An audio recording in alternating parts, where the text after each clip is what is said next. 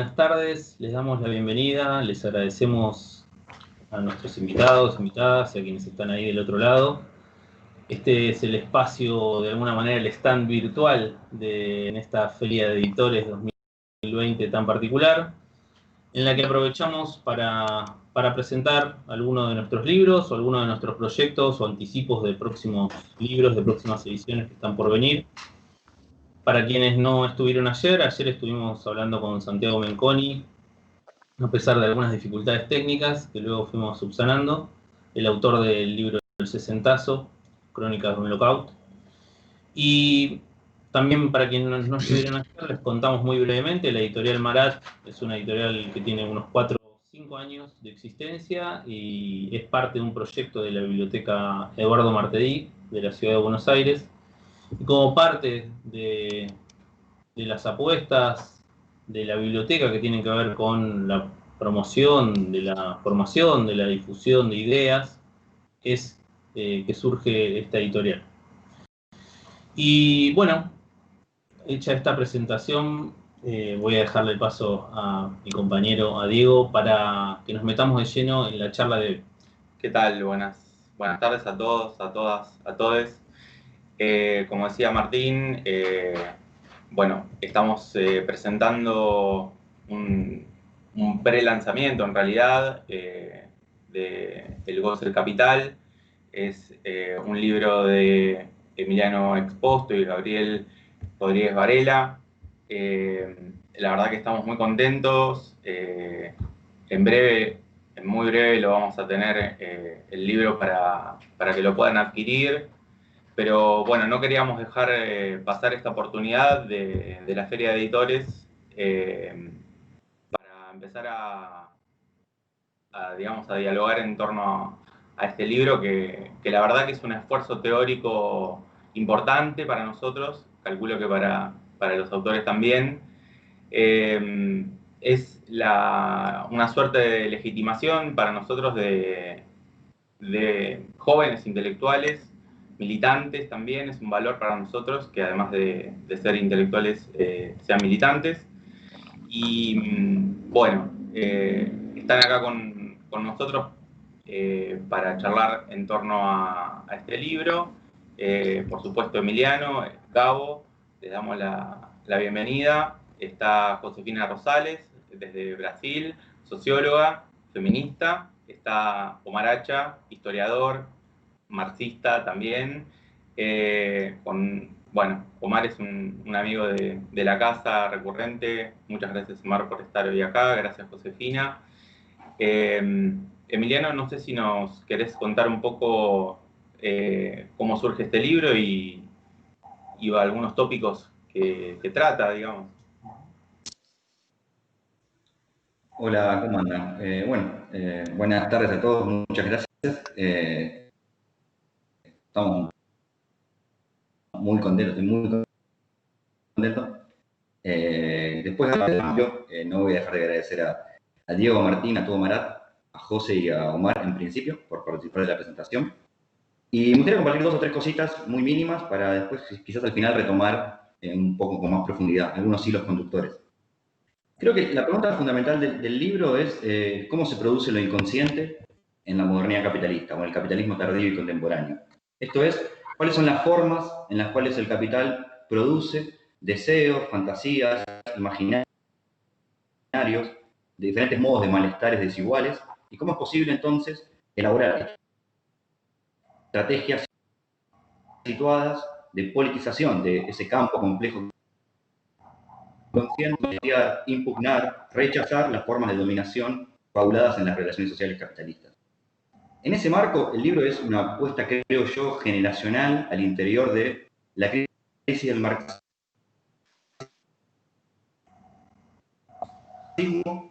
la crisis actual del psicoanálisis analítica que inauguran Guattari y Deleuze a partir de la década del 70. Y en ese marco, nuestra contribución, nuestra pretensión de aporte es, como gustaba decir Marx,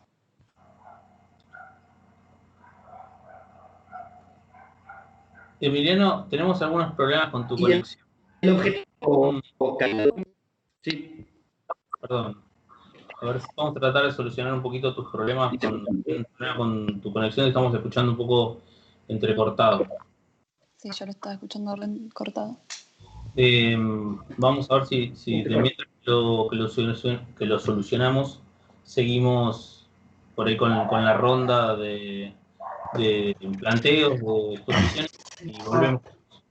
Quizás, dado que a Emi se le cortó la transmisión, no sé si Emi recuperaste ahí el audio, si no, como para quizás concluir, me parece algo de lo que Emi estaba compartiendo en términos de los planteos generales del libro o las intenciones, entendería de que Emi destacaba una apuesta generacional y en términos de hacer una contribución, entiendo yo, el libro se inscribe con esta pretensión, a una renovación, si se quiere, intergeneracional del campo de las teorías críticas en un objeto problema puntual y específico, que nosotros allí incluso en el libro lo establecimos, en los términos de los problemas relativos a la dominación inconsciente en el capitalismo, bajo la forma de lo que nosotros establecemos como el problema de la servidumbre involuntaria y cómo poder ubicar allí, sobre fondo de esas dominaciones impersonales, abstractas, inconscientes que operan en la modernidad del capital de espalda a la voluntad consciente de las mismas personas y grupos que lo reproducen y reproducen, cómo poder generar alguna referencia para contestar esas dominaciones que operan de espalda a la voluntad consciente de las personas, por decirlo de algún modo. En términos generales, el libro, brevemente, pretende hacer un repliegue, si quiere, de un momento estrictamente teórico para poder sentar los lineamientos teóricos generales de un desarrollo ulterior que en el libro no se explana, el libro no se ahonda, que es lo que nosotros establecemos como análisis militante. En cierto sentido, esa teoría de la dominación inconsciente del capital que nosotros intentamos desarrollar y establecer en el libro, haría al soporte, si quiere, estrictamente teórico y categorial de un desarrollo ulterior que está en proceso, que nosotros establecimos como análisis militante de lo inconsciente. Quizás ese, como para concluir, me parece el comentario que estaba haciendo Emi y que se interrumpió ahí la comunicación. Dicho eso, si les parece, podríamos continuar con las presentaciones. Creo que José, ¿no? Iba a comenzar presentando el libro. ¿Sigo? Sí, Dale. dale. Muchas gracias. Estoy muy grata de la invitación de presentar este libro Acontecimiento, de hacerlo junto con Omar Hacha. Estoy realmente también muy emocionada.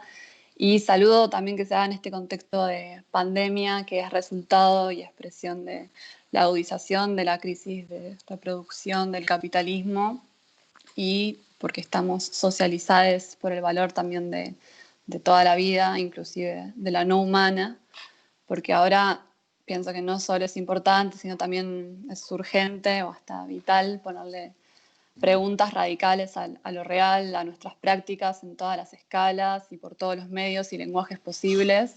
Y creo que el goce del capital se inscribe en ese esfuerzo, clasificándose como inclasificable, que, bueno, contra la compartimentalización de los campos de saber o también contra la pulsión clasificatoria moderna colonial, como creo que también son la mayoría de obras o pensamientos imprescindibles, que es como Omar califica en su prólogo al goce, ¿no?, del capital. No sé, personajes inclasificables, se me ocurren, no sé, Marx, Rosa Luxemburgo, que son como esas singularidades en los que, o puntos en los que abreva una constelación única. Y como sucede en y a través, digamos, del goce, que son como los conceptos, acontecimientos de Deleuze, ¿no? Como la red de conceptos que atraviesan el goce del capital, hacen pensable lo impensado o abren un campo de visibilidad, como también piensa Bergson, ¿no?, de la intuición espinosa que tenía que existir pese a Spinoza. Creo que hay una intuición expuesto Rodríguez Varela que va más allá de ellos, que los excede, porque es emergente del estado de nuestros pensamientos y de nuestras luchas, como cuando el síntoma de lo real violenta y fuerza del pensamiento a existir. Y bueno, uno de esos conceptos, acontecimientos, es el deseo del valor, que en lo personal me desestabilizó completamente. Yo venía, bueno, después de 7 años de militancia y darme la ñata en una organización, ¿no? Y darme la ñata contra la pared, nos empezamos a formar con un grupo de amigues, también parias de distintas organizaciones, y tuve un primer cimbronazo teórico-político cuando, discutiendo a Scholz, a Japé, entre otros, llegamos a preguntarnos, bueno, ¿y qué tal si la contradicción capital-trabajo, también producción-reproducción, es una unidad contradictoria inmanente al capitalismo, ¿no? Como si el trabajo no es una externalidad a esa relación, si el trabajo reproductivo tampoco, ¿no? Y con la cátedra de los chicos de marxismo y psicoanálisis también tuve un segundo cimbronazo teórico-político pensando, bueno, ¿y qué tal si el deseo también es una categoría capitalista, ¿no? Porque, digamos, más allá de que hasta, no sé, Ricardo o Freud hayan señalado que la esencia del valor está en la cantidad de trabajo o en la libido cuantitativa, ¿no? Pero creo que en el goce la crítica antiedípica a la estructura psíquica burguesa que imagina el deseo como teatro familiar, junto con la crítica del valor, hace como que el inconsciente como fábrica y el deseo como máquina también se cuestionen como reales capitalistas, insistiendo en la abstracción que ya supone la producción fabril del inconsciente y la máquina deseante, ¿no? Y bueno, ahí pienso también todo el dilema con las máquinas, porque romperlas no podemos porque somos máquinas cyborgs, ¿no? Como extendidas en nuestras computadoras acá, por ejemplo. Acelerarlas tampoco porque implosionamos, entonces, bueno, qué desmontar, decodificar, recodificar, qué flujos cortar, como todo un juego artesanal para dar con encuentros y combinaciones nuevas, inesperadas. Y creo que el goce del capital y el deseo del valor y todo el andamiaje conceptual que lo sostiene y atraviesa son como esos conceptos, acontecimientos que nos interpelan violentamente, ¿no? Me refiero a la apropiación política de la que son pasibles, porque es tan cara nuestra praxis militante, ¿no? Como, por lo menos de la que provengo, que desde una canonización al trabajo y al deseo los hemos investido de contenidos morales positivos y contenidos programáticos estratégicos, incluso pensando en el feminismo en general, ¿no? Como en estas semanas nos pusimos a escribir con unas amigas latinoamericanas sobre nuestros feminismos y también estamos armando ahí con unas compas de Argentina una red de feminismos populares y nos está, como en estas semanas también repensando en clave autocrítica, porque no sé, pienso que quizás retóricamente hemos desuniversalizado un poco la categoría mujer, pero creo que no así en la práctica, porque pienso, bueno, ¿qué deseo nos mueve o el deseo de quién?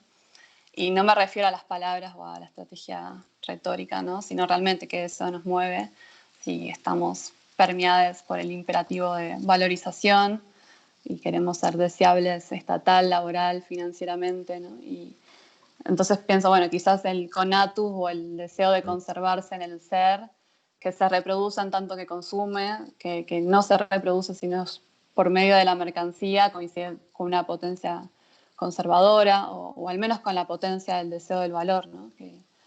Entonces el valor es el sujeto que se mueve con el deseo o el sujeto automoviente y tautológico. Por eso yo sí banco la recuperación spinociana nietzscheana, pero con la advertencia, ¿no? Como dicen los chicos, de no ontologizar el deseo o la potencia, o para mí no positivizarlos, ¿no? Como atendiendo a su dinámica sustancializada por la trascendencia patriarcal, religiosa primero y luego también mercantil que bloquea y automatiza lo que pueden los cuerpos socializados por el valor, ¿no? Porque pienso que si no caemos en la universalización de categorías que son capitalistas, como la categoría mujer, que bueno, que los feminismos en general advirtieron de la categoría hombre, criticando el androcentrismo y que el feminismo negro y de color o los feminismos postcoloniales en la India o decoloniales en América Latina también advirtieron de la categoría mujer, denunciando, criticando el carácter colonial y burgués, ¿no? Como y el feminismo disidente y sobre todo el activismo travesti trans, por lo menos en Argentina, que es muy fuerte, ¿no? Que también advirtiendo la presunción cis heterosexual o la compulsión heteronormada moderna, ¿no? Por eso, digamos, yo banco los esfuerzos del marxismo feminista o del feminismo marxista de ampliar la noción de clase, de explotación, como, no sé, proponen Bhattacharya o Arruza, ¿no? Entendiendo que no hay un sistema racial, otro patriarcal, otro capitalista, cada uno con su propia lógica, que se intersectan en determinados cuerpos, sino que hay un mismo sistema y lógica patriarcal, capitalista y colonial que es un complejo entramado de relaciones de opresión y explotación que nos racializa y nos generiza dicotómicamente, y sobre ellos también nos enclasa para explotar las diferencias que produce, ¿no? Pero bueno, entonces pienso justamente ampliarlas para desde adentro hacerlas implosionar en estas categorías de trabajo y deseo que no se cinden racial, clasista, genéricamente. O al menos para imaginarlas y practicarlas de forma no abstracta, que no sé, es lo más difícil, porque piensa, no es la pregunta, no sé, cómo performar la categoría mujer para que no sea abstracta o no solo eso, sino sobre todo para mí, ¿no? Cómo no equiparar nuestros tiempos y energías humanas irreductibles, no homologar nuestras existencias desarraigadas, no precarizar absolutamente aún más nuestros cuerpos generizados y racializados para valorizar nuestra fuerza de trabajo y nuestra fuerza de deseo, ¿no? Cómo componer un cuerpo colectivo cuya potencia o tiempos de encuentro no sean siempre interrumpidos y fragmentados por el imperativo de valorización que nos ordena y que nos rige. Y además, como si nos despojaron de nuestros bienes comunes y nos urbanizaron, creo que más, no sé bien, pero más de la mitad de la humanidad vive en ciudades, ¿no? Y haciéndonos hiper y teledependientes de manera global, abstrayendo y homologando nuestras existencias al punto que, como lo vemos hoy en día más crudamente, no podemos reproducirnos como humanos, sino es siendo y por medio de las mercancías, ¿no? Entonces, ¿cómo desmercantilizamos nuestras vidas? Porque, por ejemplo, cuando pensamos el trabajo, seguimos pensando en las horas remuneradas de nuestro día y queremos que cada vez más parte de nuestras tareas y nuestro día sea remunerado y mejor. O sea, nos pensamos como trabajadores abstractes cuya fuerza es homologable en cantidad de trabajo socialmente necesario para su reproducción, y atrás o al costado, invisibilizado por esa categoría, hay tiempos humanos y actividades que no pueden equipararse, que son irreductibles, que no son traducibles a la gramática del valor. Y creo que el desafío no está en lograr traducirlo, sino en crear otra gramática. Porque el capital, digamos, crea, oprime y explota la diferencia, por ejemplo, de la categoría de ser mujer, pero incluso más y más violentamente lo que excede la categoría mujer, y del mismo modo crea y oprime y explota aún más violentamente la diferencia, digamos, de lo que excede la categoría trabajo. Entonces, pienso que el capitalismo es el que nos unifica en la opresión y en la explotación, y el que nos fragmenta al interior de la clase. Y por eso estas categorías son tan funcionales, digamos. Si hay trabajadores abstractos, lo que excede esa categoría son recursos naturales para despojar, cuerpos, territorios para arrasar, superexplotar, desmontar. Si hay mujeres que son muy libres e iguales, como contraparte hay existencias trans, existencias negras, lesbianas para prostituir, precarizar, superexplotar, como en los mecanismos de acumulación por desposesión o de explotación de la plusvalía absoluta o de extracción violenta de riquezas que no son la infancia del capitalismo, sino que son inherentes y se agudizan, ¿no? En estos momentos de crisis, como lo vemos también hoy en día. Y bueno, pienso con el deseo también, todo lo que no cae dentro del deseo abstracto es inútil, es infantil, irrealista, innecesario, muy costoso, porque deseamos lo que puede darnos el capitalismo, ¿no? Y no es porque estamos engañados o ciegos, sino porque, como decían Deleuze y Guattari, como el problema es que deseamos al capitalismo. Y es un dilema para la militancia, ¿no? Porque porque en cuanto no valorizas tus tiempos, trabajos, deseos productivamente, sensatamente, realistamente, inteligentemente, no servís. Y bueno, es un desperdicio de materia prima militante, ¿no? Como se devalúa nuestra riqueza militante. Y bueno, ahí creo que también vemos esa contradicción, que en última instancia la contradicción es entre riqueza y valor, ¿no? Y antes que entre las clases sociales o entre fuerzas productivas y relaciones de producción, porque cada vez hay más riqueza material, existencial, experiencial, que cada vez vale menos, porque la producción de esas riquezas está cada vez más tecnologizada, automatizada, comunicacionalizada, no sé si existe esa palabra, y cada vez tienen menos tiempo humano, creativo, irreductible o vivo incorporado, ¿no? Y con la inflación además entiendo que valen más en términos relativos, pero menos en términos absolutos, ¿no? Desde el punto de vista del capital global. Entonces las riquezas se inflan y se devalúan al mismo tiempo. Es como la ciclodeflación, ¿no? De la que habla Bifo, o la deflación material, económica, la deflación militante, que expresan esa unidad, ¿no? Entre inflación de precios, comunicacional, tecnológica, productiva, y devaluación monetaria, humana, natural, vital.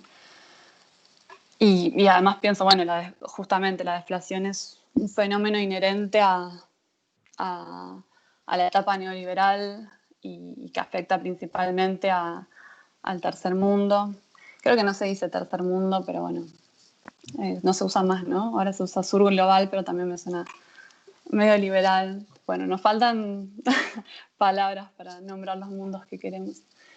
Pero bueno, no sé, que afectan a los cuerpos y territorios periferializados, ¿no? Como construidos como lo objeto escindido o la periferia del centro, y pienso, digamos, en el centro abstracto, categorial, y en el centro concreto, geopolítico y clasista, porque, digamos, hay cuerpos y territorios que son el centro, el eje, la norma, que son el universal abstracto, el concepto, ¿no? Y en esa interdependencia globalizada y totalitaria, porque estamos socializados por el trabajo y el deseo abstracto, no sabemos reproducir nuestras vidas y mediamos nuestras relaciones con trabajo y deseo, es decir, gasto impersonal y privado de energía humana o libidinal, pulsional, indiferenciada, ¿no? Como dicen los chicos, que nos insertan en la circulación de lo vivo capitalista, que no puede detenerse, ¿no? Esto es dinero, deseo, consumo, trabajo, ad infinitum, y cada vez más precariamente. Y también, bueno, por eso conforman la sustancia del valor, ¿no? Como esas relaciones por cuya eficacia, digamos, logran independizarse hasta lograr objetivarse frente al sujeto que las produce, ¿no? O como el conjunto de esas relaciones, o el tiempo global de trabajo inconsciente y abstracto objetivado, que aparece como un orden inmanente sin exterioridad, sin afuera, la causa sui, ¿no? De la sustancia. Y por eso la dominación moderna es por abstracción, ¿no? Porque el fin de todo movimiento es la producción de valor indiferente a la sustentabilidad de la vida. Es una reproducción que presupone pero no garantiza los cuerpos. Bueno, eso también lo vengo pensando como deseo de tiempo, ¿no? Con el imperativo de autovalorización, valorízate, que arroja a los cuerpos plus potenciados al futuro siempre ya endeudado, o los cuerpos plus padecientes al pasado siempre ya despojado, ¿no? Bueno, despresentificando nuestras existencias, encima para producir la mercancía placer y la angustia de tener que ser un objeto deseable, ¿no? Sexualmente, laboralmente, académicamente, incluso militantemente, para que nos consuman y consumar nuestro ser en la completitud o en la realización de la mercancía, fuerza de trabajo y fuerza de deseo que somos. Y bueno, y para, no sé, terminar, quería decir también que lo lindo del libro es que, aunque, bueno, es muy erudito, no hace una importación acrítica o enciclopédica o acumulativa del pensamiento de los países asignados por la División Internacional del Trabajo Intelectual como aquellos productores de conceptos que nos deja a los latinoamericanos o al tercer mundo, ¿no? El rol de proveer materia prima de conocimiento o o campos de análisis o de aplicación de conceptos, ¿no? Emi y Gabo no degluten teoría europea o yanqui para vomitarla en papers, sino que producen pensamiento original y situado, que no solo se deja interpelar por las luchas latinoamericanas, feministas, internacionalistas, anticapitalistas de nuestra generación, sino que se constituye en el mismo temblaredal de los edificios teóricos, ¿no? Que se van derrumbando con el movimiento tectónico que estas luchas suponen del mismo real. Y hay que saber producir pensamientos movientes. Así que salud por eso, Saguchi. Bueno, buenísimo. Excelente, José. Gracias. Una intervención bella y valiosa, digamos. Omar, si querés continuar con tu intervención, bienvenida. Gracias por estar con nosotros acá. Usted y la maestra. Bueno, hola a todos, a todas, a todos, espero que estén bien. Bueno, quiero agradecer naturalmente la invitación de Emiliano, de Gabriel, de la editorial, de los amigos y amigas de la editorial Marat, y bueno, es un placer también compartir la presentación con Josefina, que dijo gran parte de lo que yo iba a decir, así que voy a ser muy breve. Bueno, esta participación en realidad tiene como una historia un poco más prolongada con la editorial, pero también con la biblioteca, en realidad, la biblioteca Eduardo Martedí, donde hace algo así como 6 años di un pequeño curso sobre marxismo y psicoanálisis que me permitió pensar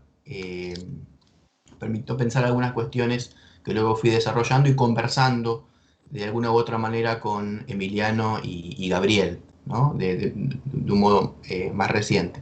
Pero quiere decir, es un vínculo que se teje en alianzas, en amistades, en vinos, en pizzas, en conversaciones, ya que tiene una trayectoria. Bueno, quisiera retomar un término que utilizó Josefina respecto del acontecimiento, ¿no? Este advenimiento de un texto que ingresa en lo simbólico y que en buena medida a través de la impresión, ¿no? De la puesta en letra de molde, y que se les va a presentar como una suerte de moloch a los amigos, Gabriel y Emiliano, y los va de alguna manera constreñir a hacerse cargo de eso que han escrito, ¿no? Que han publicado, y que, bueno, entonces ingresa al terreno de la discusión, ¿no? Se hace público y entonces esto siempre es discutible. Bueno, también Gabriel y Emiliano tuvieron la generosidad de permitirme escribir un pequeño prólogo que antecede al texto, El goce del capital, donde, bueno, planteo alguna lectura. Yo lo que quisiera hacer aquí en realidad es una contextualización de por qué me parece que es relevante un libro más, ¿no? ¿Por qué editar, publicar un libro más sobre psicoanálisis y marxismo, aunque no es solo eso lo que está latiendo en las páginas del goce del capital? Y yo creo que se explica porque buena parte de los problemas que emergen en la discusión de este libro siguen vivos, son peculiares de la experiencia social y singular de la modernidad capitalista, que son entonces inherentes a sus propias contradicciones y probablemente sean irresolubles mientras la forma social capitalista continúe vigente. Pero que por otra parte dan cuenta de una dificultad que muy pronto se hizo presente en la tradición socialista. Para Marx y Engels, desde mediados del siglo XIX, la eventualidad de una revolución anticapitalista, una revolución socialista, aparecía como una certeza. La discusión era cuánto esto se iba a producir, pero las tendencias sociales, la agudización de la explotación social, económico-social, la concentración y centralización de los capitales, el aumento de la desigualdad socioeconómica,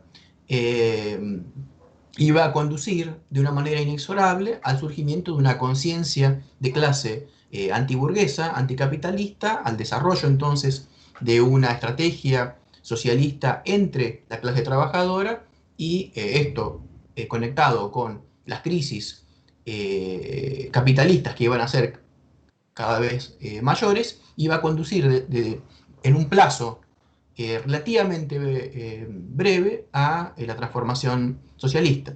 Hacia el 1900 era claro que este pronóstico no se había realizado, que había habido una dificultad.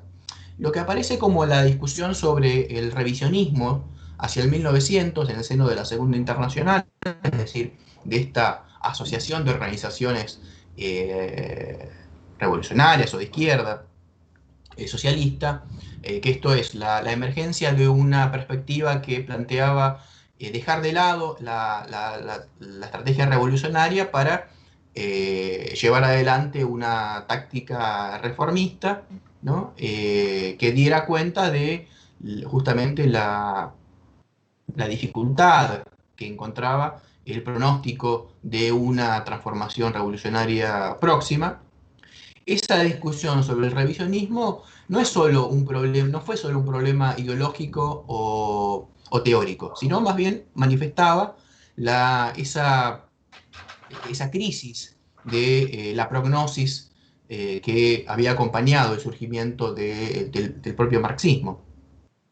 Y en buena medida, digo, toda la izquierda socialista después de 1900 fue de algún u otro modo revisionista respecto, ¿no? de ese pronóstico de la revolución inmediata. Lenin, por ejemplo, que aparece hoy como uno de los opositores más duros contra el revisionismo, en su concepto de partido, que por otra parte, como ha sido mostrado ya hace tiempo, no era particularmente de Lenin, sino él lo compartía, por ejemplo, con Kautsky, ¿no? La idea de un partido, de una organización política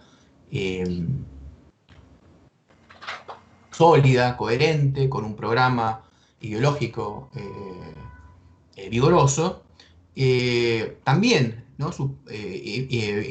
Reconocía a través de justamente la noción de un partido de vanguardia el límite de la emergencia automática de una conciencia socialista. Y en el campo de la filosofía, el trabajo de Lukács, en Historia y Conciencia de Clase, que identifica que no solo se produce una cosificación en las relaciones, diríamos, objetivas, sino que hay un proceso de cosificación también de la conciencia del proletariado.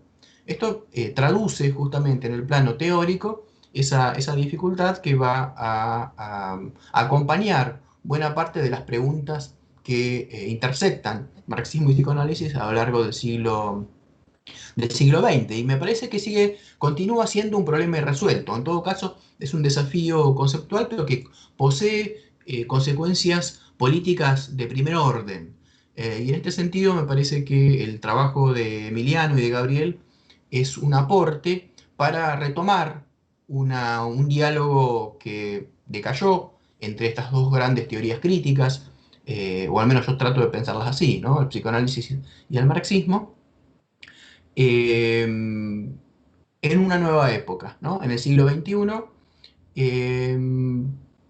Y me parece que la significación o la apuesta central del trabajo de Emiliano y de Gabriel es justamente la de situar al marxismo y al psicoanálisis no como dos teorías regionales o paralelas, o que poseen una eficacia en dimensiones alternativas o diferentes de la vida social, sino más bien yo diría, en un enfoque, digamos, metateórico que permite analizar las dinámicas de la teoría crítica, tanto marxista como la del psicoanálisis, en un esquema novedoso. Y precisamente ese es, creo yo, el aporte más original.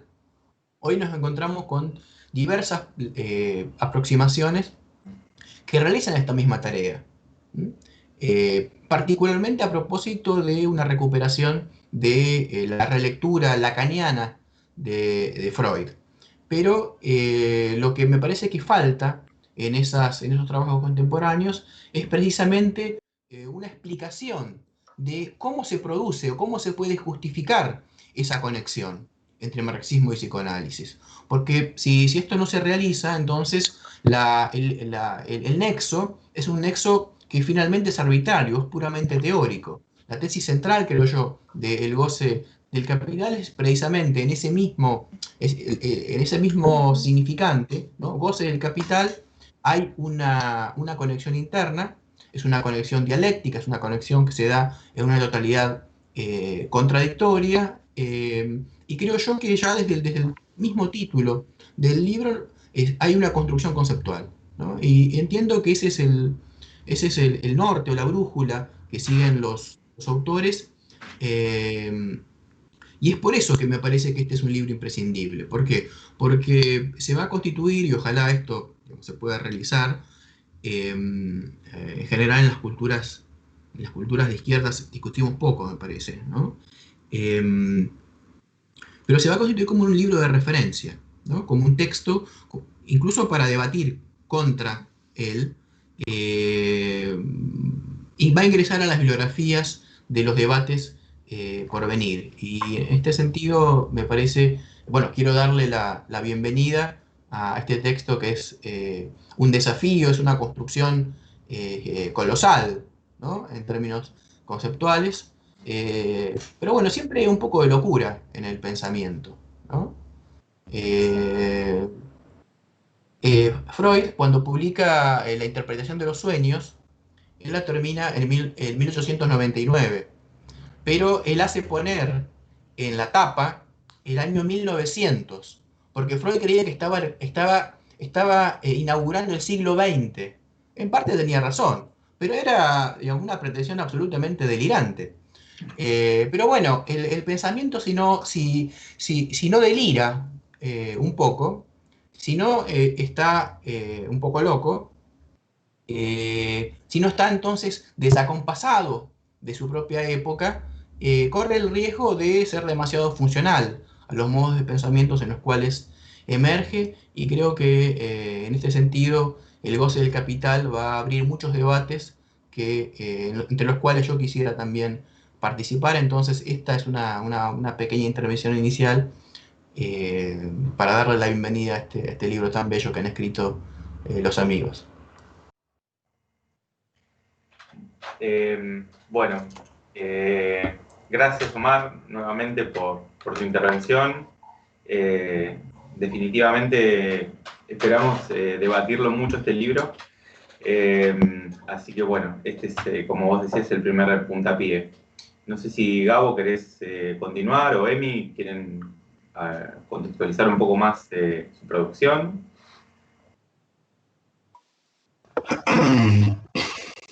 Quizás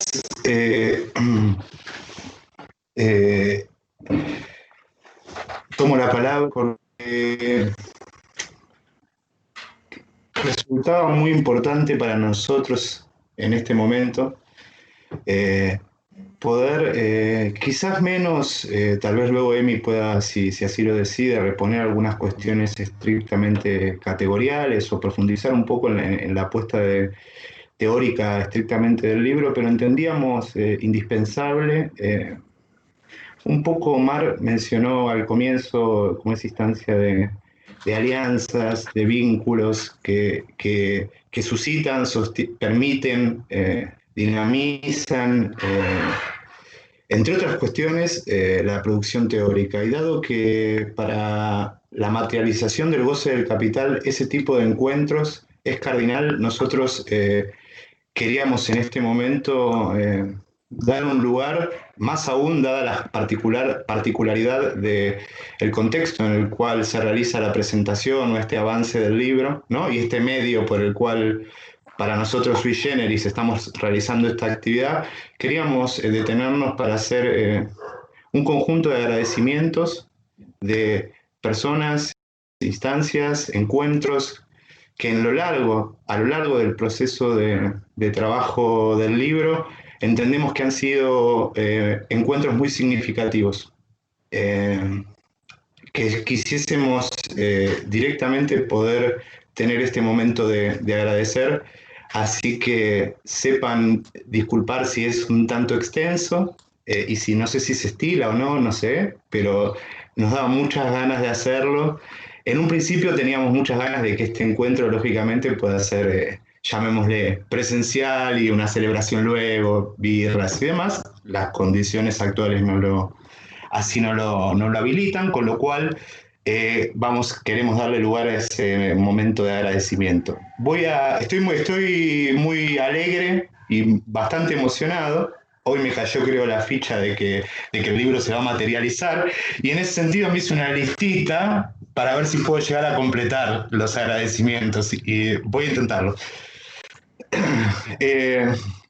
Antes que nada, un primer agradecimiento a quienes integran la editorial Marat, y a Diego y a Martín en particular. Digamos, no es menor la apuesta, si se quiere, del libro, de elaborar, si se quiere, un propio sistema que claramente no surge ex nihilo, ¿no? Digamos, no somos idealistas, pero que tiene una impronta de un momento de creación categorial, 500 páginas o casi 600, que terminó siendo 500 páginas del despliegue de un sistema teórico que pretende, como se venía mencionando, abordar el problema del inconsciente en el capitalismo y resolver los problemas que teóricamente entendemos necesarios, pero digamos, esa decisión, tanto de Emi como nuestra en el proyecto, de darle ese carácter sui generis y lo que en principio podría ser sumamente ambicioso, como decir, realizar si se quiere, una teoría propia para dar respuesta a una serie de problemas, digamos,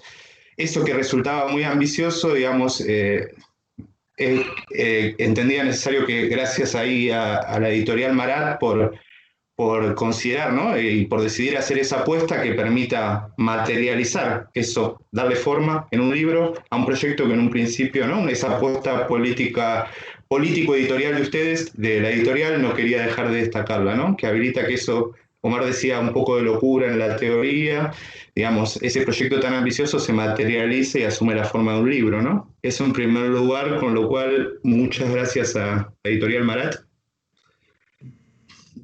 En segundo lugar, desde ya, muchas gracias a José y a Omar por haber participado aceptado la invitación a presentar este avance en nuestro libro, a realizar una presentación. La verdad que compartir con ustedes este momento para nosotros es algo que nos produce una enorme alegría. No quería dejar de agradecerles. Por otro lado,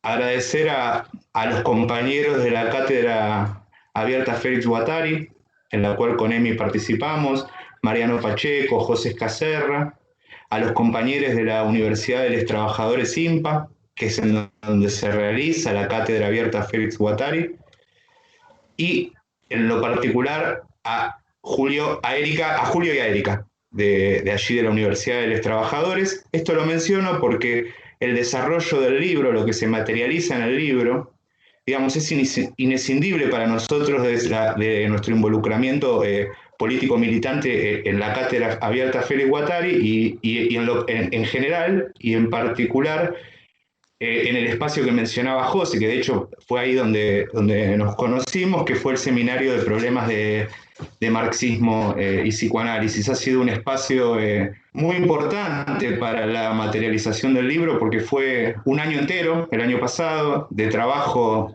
de un seminario que terminó siendo anual, en donde desarrollamos, compartimos, reflexionamos con las personas que allí participaban el conjunto de las hipótesis, desde la primera hasta la última, que conforman el goce del capital, y ahí el espacio de intercambio, de reflexión y de problematización ha sido indispensable para lo que hoy se establece en ese libro.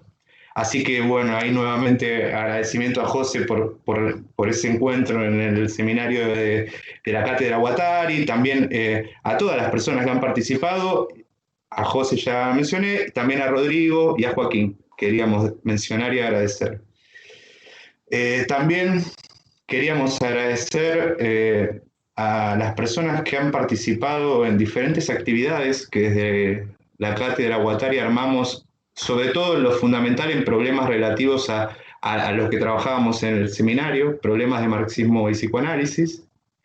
Y ahí agradecer a Santiago Rogerone, Bruno Bonoris, Facundo Nahuel Martín y Daniela Danielín, que han participado en el marco de actividades que realizaban en los problemas en los cuales intentábamos abordar en ese seminario, que insisto, ese espacio de reflexión colectiva ha sido clave, al menos para nosotros, en la posibilidad de que este libro se establezca en los términos que hoy se está estableciendo.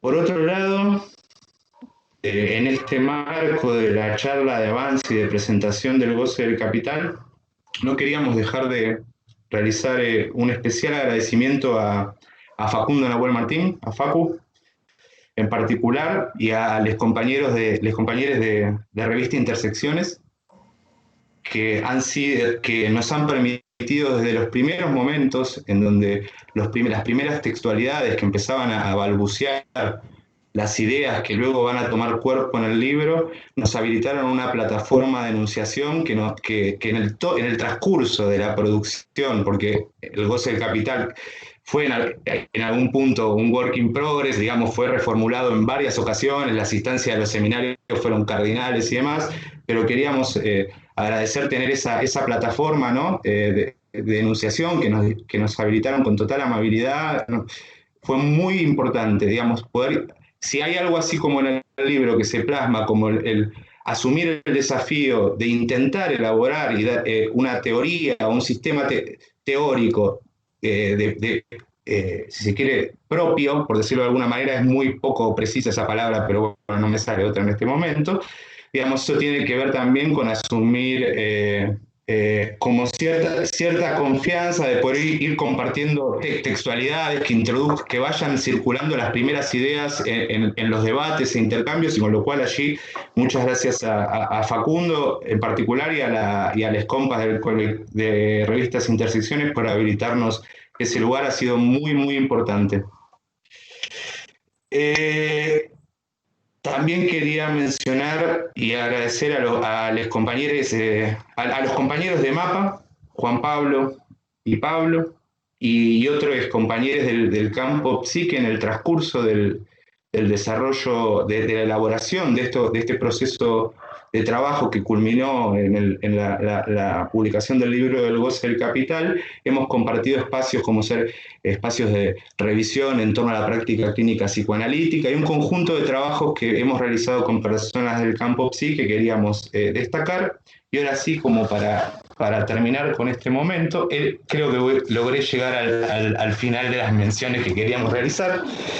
Esto creo que es muy importante, no sé si Emi compartió o no, pero yo creo que sí. Queríamos agradecer de una manera algo que es muy importante para nosotros en este momento, agradecer a los ex compañeros del colectivo El Loco Rodríguez, que fue un espacio en donde, y fue con ellos, y en un espacio en donde empezamos a poder pensar las primerísimas ideas que luego se fueron desarrollando en el transcurso del tiempo y se plasmaron en el libro El goce del capital. Con lo cual, luego de esa mención, yo no tendría más nada para decir. Emi, ¿querés agregar algo más? ¿Se me escucha? Sí. Salgo cortado. ¿Tengo un tiempito o tengo 2 minutos? Tenés todo el tiempo que quieras. Bien, bueno, genial. No respondo por la atención de las personas que nos Si cortan en algún momento, háganme alguna señal o algo. Dale. Me gustaría comentarles un par de cosas en torno al contenido más teórico específico del campo de problemas. Escucho una música ahí.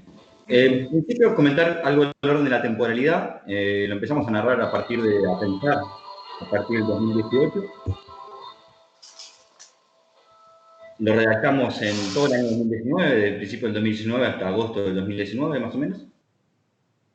y algo de la espacialidad, que influye en cierto punto en cierta tonalidad del libro, que tiene que ver con los años oscuros, tristes, de futuros ambiguos, que fue el macrismo en Argentina, ¿no? Pues nuestra versión local de realismo capitalista, el macrismo, afectó de algún modo la redacción del libro y también la intensa lucha de clases del 2017. El problema fundamental o la pregunta fundamental es cómo se produce el inconsciente en el capitalismo, como compartía al principio de la conversación. Esto es, cómo es posible contestar, impugnar, rechazar, subvertir las formas globales y situadas de sí mismo, mediante las cuales el capital produce de manera inconsciente deseos, fantasías, imaginarios, formas desiguales de malestar y padecimiento social, etc. Y en ese marco, entonces, la apuesta fundamental al interior de la crisis del marxismo, de la crisis del psicoanálisis y de las derivas actuales de la tradición esquizoanalítica es aportar y hacer una apuesta generacional por la reconstrucción de la crítica radical de la sociedad capitalista. El objetivo elemental del texto, de esas casi 600 páginas, son la constitución de los fundamentos teóricos mínimos de lo que denominamos un análisis militante del inconsciente, que no es una psicoanálisis de la subjetividad militante o un conjunto de técnicas teóricas para psicoanalizar o psicoterapeutizar colectivos militantes, sino que es una particular plataforma enfocada a la politización del campo de fuerzas que llamamos inconsciente. Esto es, a la politización del deseo, a la politización de las fantasías, a la problematización de las determinaciones inconscientes que producen las diferentes formas desiguales de padecimiento y sufrimiento social. En este sentido, la cifra análisis militante que va a desplegar teóricamente el libro tiene que ver con una particular orientación crítica de la clínica y una peculiar orientación clínica de la crítica. Y en ese marco lo elemental que queríamos desarrollar era una teoría crítica de lo inconsciente en la modernidad capitalista, y que tenía que vérsela con al menos dos campos de problemas bien básicos. Era poder desarrollar una crítica de las formas globales e históricamente situadas de dominación en la sociedad moderna, tanto aquellas que están referidas a las relaciones sociales capitalistas y por lo tanto son relativamente universales o globales, aquellas que caracterizan la dominación abstracta, impersonal, anónima, que tiene que ver con esas categorías que Marx y la tradición marxista referencia en los nombres y los problemas del valor, la mercancía, el dinero, el Estado, el trabajo abstracto. Y asimismo poder conectar esas formas de dominación impersonales que nosotros entendemos que se caracterizan por su peculiaridad inconsciente con las formas de dominación particularistas, fundamentalmente las que tienen que ver con la raza, la clase y el género. Y en el caso del capital nos metemos de una manera más insistente con el problema de género y de clase. Pero entendíamos a su vez que una teoría crítica del inconsciente era incompleta o estaba amputada si no desarrollaba también algún tipo de analítica sobre las posibilidades inmanentes, tanto liberadoras como catastróficas, como nos ha enseñado a pensar Facundo Nahuel Martín, abigarradas en la experiencia del metabolismo social inconsciente.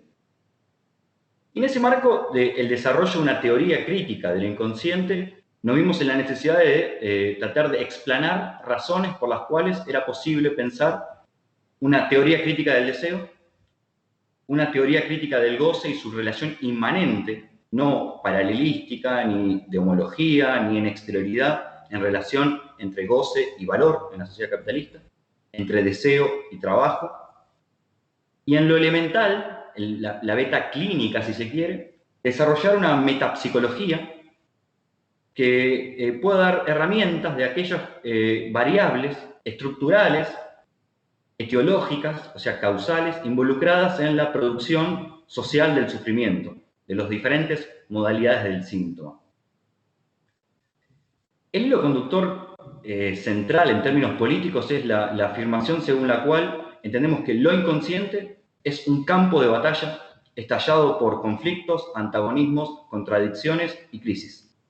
O, en otros términos, que lo inconsciente no es una propiedad disciplinar profesionalizada, sino que es más bien una arena en la lucha de clases.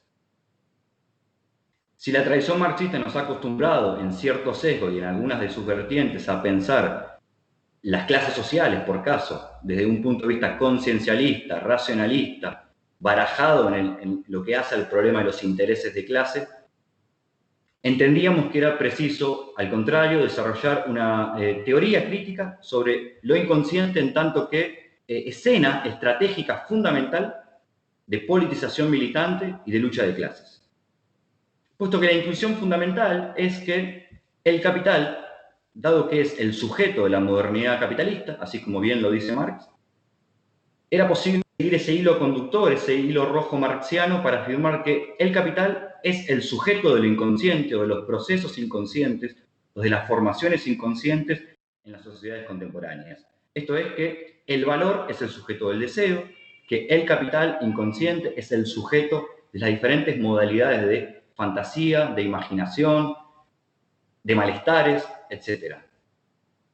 Y que lo inconsciente, al contrario de lo que creían, o el deseo, al contrario de lo que consideraban la tradición freudomarxista y sus relevos en la década del 60 y 70, ya no estaría solo reprimido por aparatos de dominación y agenciamientos de control exterior al propio sujeto, a la propia dinámica de las fantasías, a los propios imaginarios, sino que más bien aquello que llamamos inconsciente, o nuestros propios deseos, o nuestros propios imaginarios, son puestos a trabajar para la reproducción del capital. Esto es, son explotados en función de reproducir las formas de dominación capitalista. A partir de un conjunto de dispositivos que podríamos llamar de extractivismo psíquico o de explotación del trabajo inconsciente. En ese sentido, lo que tratamos de pensar es un modelo, entre comillas, modelo, postclínico de lo inconsciente, o militante y político. No cercenado en las cuatro paredes de ninguna disciplina. Dicho eso, una de las apuestas era hacer algo así como un horizonte incluso postdisciplinar de mixtura, de bricolage, de montaje entre diferentes disciplinas. Nos gustaba decir que les va a parecer muy lacaniano a nuestros amigos guattarianos, les va a parecer demasiado guattariano a nuestros amigos lacanianos, demasiado poco marxista a nuestros amigos marxistas, demasiado poco feminista a nuestras amigas feministas. Y la apuesta estaba en eso, ¿no? Poder aglutinar o poder metamodelizar y mixturar diferentes tradiciones. El esquizoanálisis, el análisis institucional, la teoría queer, incluso por momentos delirar con el archivo de la teoría de conjuntos o la física de cuerdas. Incluso tuvimos una parte muy fascinada con leyendo Hawkins, que nos permitió pensar una idea media de Big Bang, etc. De algún modo, leíamos y escribíamos, ¿no? Leíamos lo que leíamos, era física de cuerdas o el diario Página 12 y las cosas horribles que se decían y lo usábamos como materiales de escritura. Lo que nos interesaba particularmente, y con esto cierro, era enmarcar este trabajo en un particular giro en las teorías críticas contemporáneas que nosotros denominamos como giro malestarista. Esto es, un conjunto de teorías entre las cuales hay algunos nombres propios, por ejemplo, Zuller Rollnick, Bifo Berardi, Mark Fisher, en Argentina Diego Stulberg, por ejemplo. Hay un diálogo íntimo entre el libro de Diego Stulberg, La ofensiva sensible, y el goce del capital. Hay un diálogo tenso, de reenvíos y contrapesos. Y creemos que ese giro malestarista tiene una peculiaridad que es una teoría crítica cuya orientación clínica se enfoca en las formas de producción de deseos, malestares y padecimientos. Y ya ahora sí voy a terminar con dos cuestiones. Esas de esas teorías, y allí queremos introducir la apuesta del análisis militante y del goce del capital en general, en la crisis del marxismo, del psicoanálisis y del esquizoanálisis, sino que nos interesa que esas teorías pueden hoy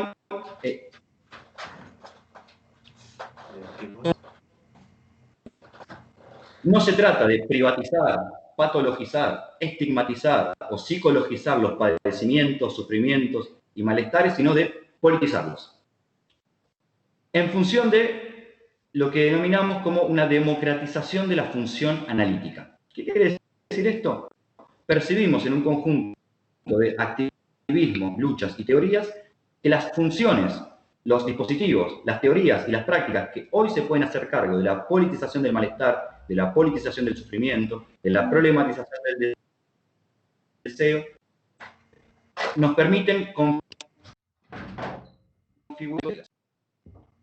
Dicho eso, no tendría mucho más que decir de mi parte. Y aparte veo como que quizás estoy extendiéndome demasiado y no sé si me están escuchando aparte. Sí, te escuchamos. Te escuchamos bien, salvo la última partecita se trabó un poco, pero el resto muy bien. Gracias, Semi. No sé si primero les quería preguntar a los cuatro que están ahí enfrente mío si tenían algo más para decir a partir de lo que dijo el resto. Si no, yo les quería... Sí, Omar. En realidad es una pregunta para situar las discusiones del libro. Bueno, esta conexión entre psicoanálisis y teoría crítica no se da solo en el horizonte del marxismo, ¿no? Hoy hay un debate en el escenario teórico donde el vínculo entre psicoanálisis e izquierda se realiza por otra vía, que es la vía del posmarxismo. ¿Cómo, si ustedes, la pregunta es si ustedes tienen un diálogo o un debate con esas posturas, porque digamos, ¿de qué modo ustedes se sitúan desde el plano del marxismo, pero al mismo tiempo para recuperar una dimensión interesante, creo yo, que está presente en la lectura postmarxista, es la de señalar las limitaciones del proyecto revolucionario, en tanto se lo sueña como una restitución de la totalidad del sujeto enajenado. El psicoanálisis justamente vendría a desactivar esa proyección, esa unidad de reconstitución total de un sujeto no escindido. Y me parece que ese es un debate interesante, es un debate relevante.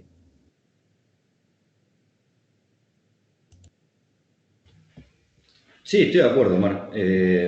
Incluso creo que ahí la referencia clave es incluso el libro de Facundo Nahuel Martín sobre Adorno, ¿no?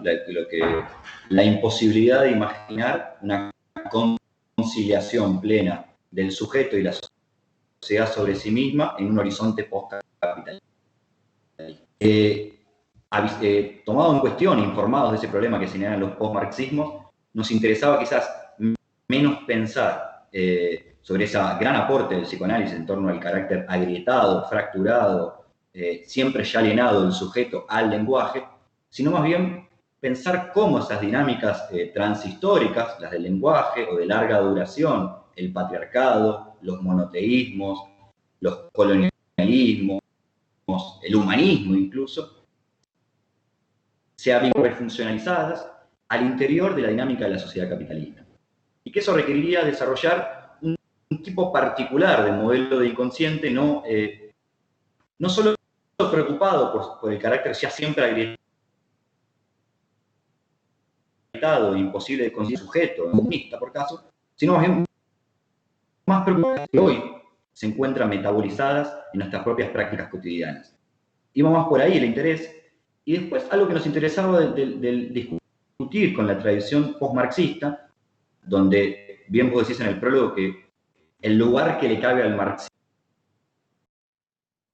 en esas tradiciones es el de sus escombros, casi. El marxismo de la forma.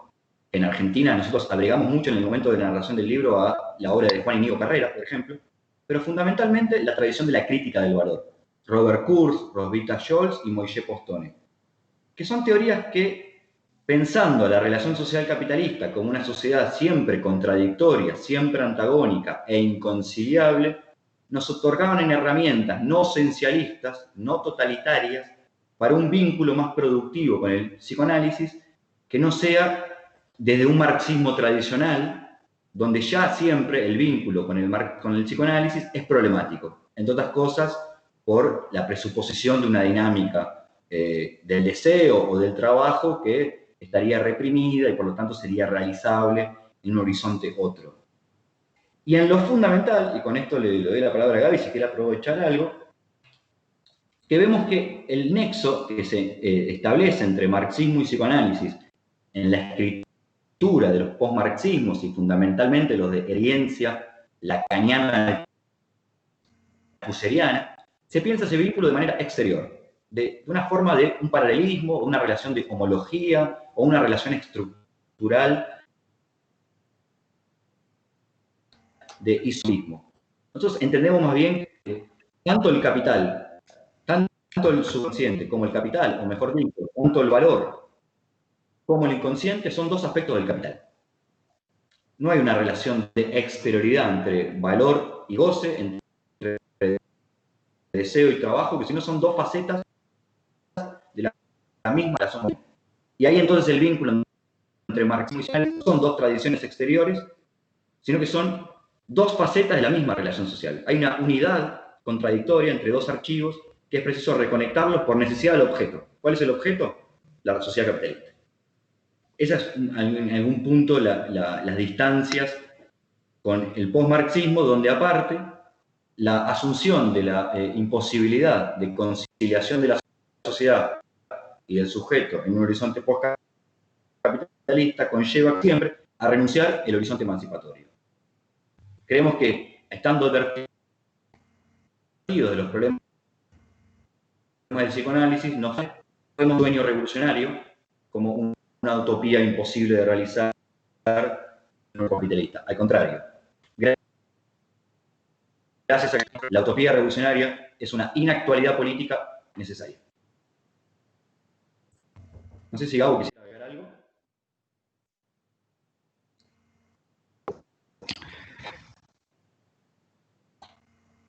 Simplemente, como hablando en torno al libro, que en algún sentido en el libro intentamos explayar ese problema muy sucintamente, digamos, no nos adentramos, pero sí que al momento de desarrollar los problemas relativos a la categoría del goce del capital, digamos, intentamos, como entendemos necesario, dar una respuesta, asumir un posicionamiento crítico, ya sean las derivas postmarxistas que se podrían filiar más en su estela populista y de allí, y de allí a Alemán, etcétera, como así también en la deriva althuseriana y la línea Zizek, que es cierto que, si bien no se inscribiría dentro de lo que habitualmente se establece como postmarxismo, también es un intento de articular, de hacer algo entre una perspectiva marxista y el psicoanálisis de raigambre lacaniana, teniendo la diferencialidad de esta segunda tradición, por decirlo de algún modo, que a diferencia de los postmarxismos en clave Laclau, digamos, la mixtura o el involucramiento del marxismo y el psicoanálisis no involucra, ¿no? Desde ya eso es un problema político grave, no involucra partir del presupuesto de abandonar el horizonte de la revolución social.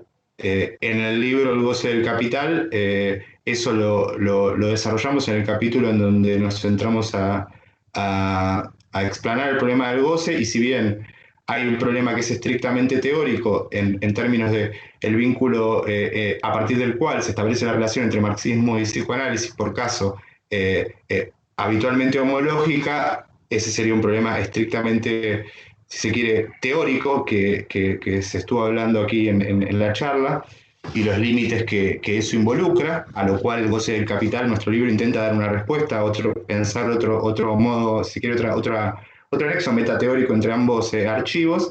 Si bien el problema, te decía, en torno al postmarxismo, tiene un momento estrictamente teórico, asimismo a nosotros en el momento del desarrollo del libro hay también un límite que se presenta respecto que parecería ser condición de necesidad en esa tradición, el abandono del proyecto revolucionario en los términos modernos del mismo.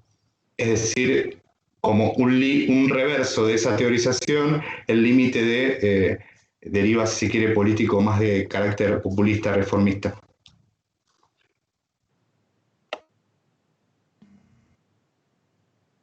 Les queríamos preguntar desde acá, desde la editorial, a los cuatro, a quien quiera contestar, los autores o también Josefina, Omar.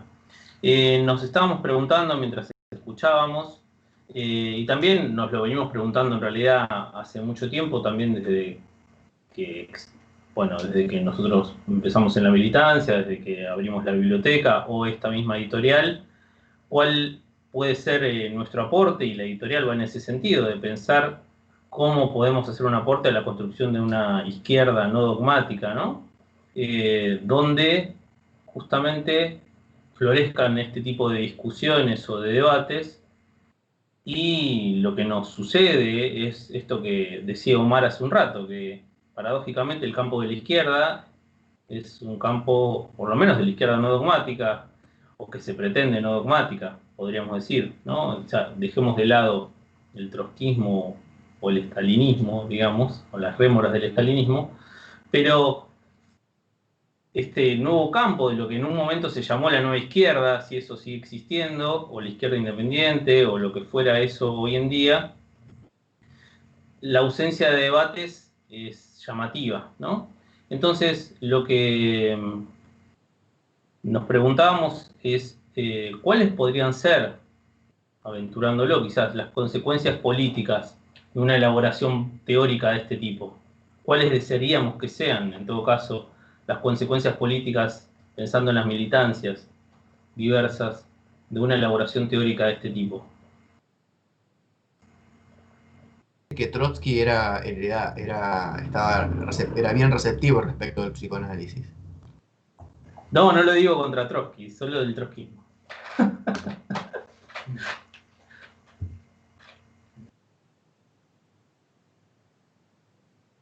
No, pensé que Omar iba a dar la respuesta. Así no vale. Lo traemos a usted para que, entre otras cosas, responda a las cosas que son difíciles.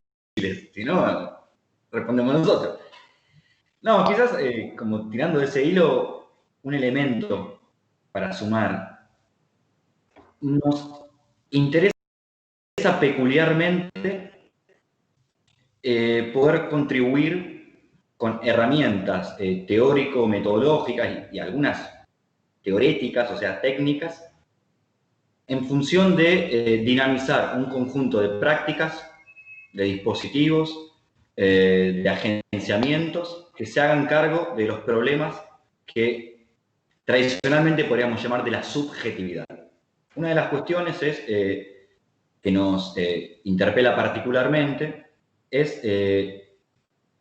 poder introducir o que se radicalicen los vectores de politización y de problematización de las dinámicas subjetivas involucradas en toda praxis militante. Esto es cómo los militantes y las militantes y les militantes nos relacionamos con las variables que tienen que ver con nuestros deseos, que tienen que ver con nuestros propios imaginarios, que son hipercomplejos, que son un nido de víboras, que nunca son claros y distintos. Como decía León Rosichner, contribuir en algo a la producción de una izquierda con sujeto, no una izquierda sin sujeto. Esto es, pensando el sujeto no como si el sujeto es o el proletariado o la articulación de una singularidad comunista o de una subjetividad antagonista, sino el sujeto de carne y hueso, podríamos decir, que somos las y los militantes. En ese marco, entonces, contribuir a poder elaborar ese diagnóstico de León Rosichner en la izquierda sin sujeto, según el cual, por pertenecer a la sociedad capitalista, tendemos a pensar, sentir, desear con las categorías del enemigo interiorizados en nosotros mismos. Esto es, puesto que el deseo es producido en condiciones capitalistas, habrá que asumir un punto de vista estratégico, incluso en ese campo tan complejo, opaco que llamamos inconsciente. Creo que ese es el hilo conductor del intento de contribución, menos a las hipótesis estratégicas de toma del poder del Estado o de un diagnóstico hipersesudo en torno a las nuevas formas de explotación o de acumulación en el capitalismo, sino poder radicalizar vectores justamente que al interior de prácticas militantes y dinámicas concretas de lucha se puedan hacer cargo y nos podamos hacer cargo de ese nido de víboras que es la subjetividad también militante. Creo que ese es nuestro horizonte no teórico, estrictamente de contribución a ese campo. Que creo que los feminismos hoy vienen produciendo herramientas existenciales, teóricas, metodológicas, hace ya varios años. Es en ese marco, en esos vectores que nos interesaba pensar. ¿Se entiende algo? Sí, creo que sí.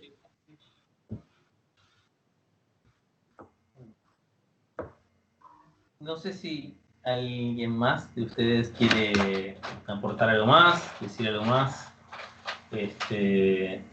Si no, les agradecemos muchísimo por este momento, este espacio, por la producción de este libro, a los autores y también a Josefina y Omar por haber participado, y bueno, Omar también participa en el libro. Muchísimas gracias a quienes están viendo, a todos quienes están viendo, que el libro todavía no lo tenemos, no se abalancen sobre la editorial ni sobre las librerías. Está en producción y esperamos que en unas semanas, máximo un mes, lo podamos tener. Así que ese será el momento en que avisemos para que todos quienes quieran leer el libro se hagan con un ejemplar. Bien, si gustan acompañarnos mañana, para nosotros también es un orgullo poder charlar con Norbert Trenkel a propósito del libro El colapso de la monetización, que también publicamos en esta editorial. Vamos a un poco versar sobre uno de los aspectos que tocan acá Emiliano y Gabo, puntualmente la crítica al valor, el derrotero del colapso de la monetización y el tiempo que pasó hasta hoy, a ver cómo es la evolución del grupo Crisis.